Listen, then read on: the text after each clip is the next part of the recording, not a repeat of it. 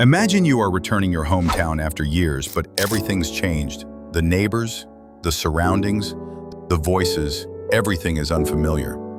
This is what CJ will feel if he's alive and visited Grove Street again.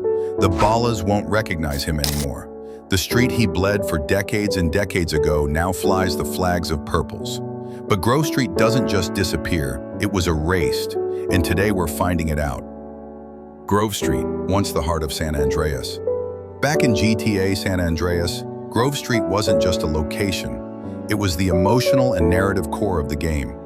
Home to the Grove Street families, it stood tall as a symbol of resistance, pride, and unity against enemy gangs like the Ballas and Vagos. CJ and Sweet led the charge, defending their block and trying to restore order to a community poisoned by drugs and betrayal. Grove Street didn't just give players missions, it gave them a reason to care. It was personal. The bond between CJ and his family made every street corner feel alive. Without Grove Street, San Andreas would have been just another open-world map. Instead, it became your home, and losing it would later mean losing a part of that identity. The slow collapse of Grove Street. By the end of San Andreas, Grove Street was back in green. CJ and Sweet had taken their turf back. But what happened after the credits rolled was a slow breakdown.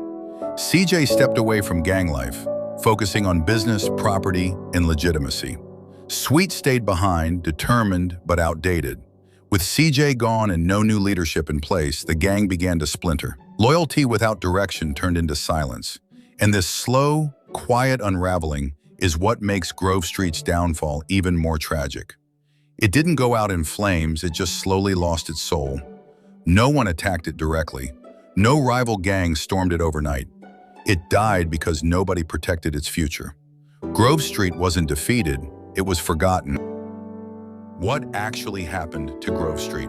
After San Andreas, years later, in GTA 5, we finally returned to Grove Street, but it's unrecognizable. The green is gone. Purple Ballas hang out casually, barbecuing in front of CJ's old house.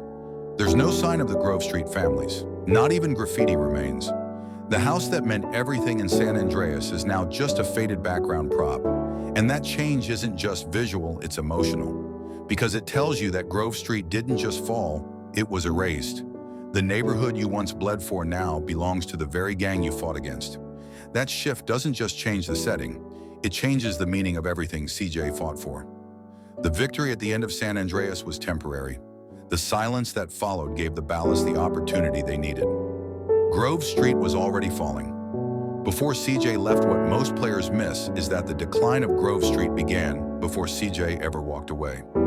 Even in the final stretch of San Andreas, Sweet and CJ were clashing, one trying to hold on to the gang lifestyle, the other trying to evolve beyond it. CJ had grown. He was looking at bigger things: business, wealth, long-term power. Sweet stayed rooted in street loyalty. That disconnect mattered more than anyone realized. It meant the leadership was already fractured. CJ didn't walk away from a strong family, he escaped a gang that refused to grow. Grove Street wasn't ready for the future, and its collapse was already in motion before CJ stepped off the block. The Ballas didn't win, they were allowed in. In GTA 5, most players assume the Ballas simply grew stronger and took over Grove Street, but that's not the full story. The takeover doesn't look like a turf war, it looks quiet, easy, unopposed. There are no signs of resistance, no bloodshed. That's because the Ballas weren't just stronger, they were given space. With Grove Street falling apart internally and no one to step in, the Ballas simply moved in, possibly even protected or ignored by a system that didn't care anymore. That changes everything. It means Grove Street wasn't conquered, it was abandoned, both by its own people and the system around it. The Ballas didn't steal the crown, they picked it up from the dirt. That makes the fall feel less like defeat and more like betrayal. Rockstar killed Grove Street on purpose. The most powerful truth, though, is this: Grove Street's erasure wasn't just in the story, it was a choice by Rockstar. In GTA 5, the street is smaller, quieter, stripped of story. There's no mission there, no tribute, no CJ. His house is there, but empty as if it never meant anything. This wasn't an oversight, it was intentional. And that's what stings the most. Rockstar didn't just leave Grove Street behind, they buried it.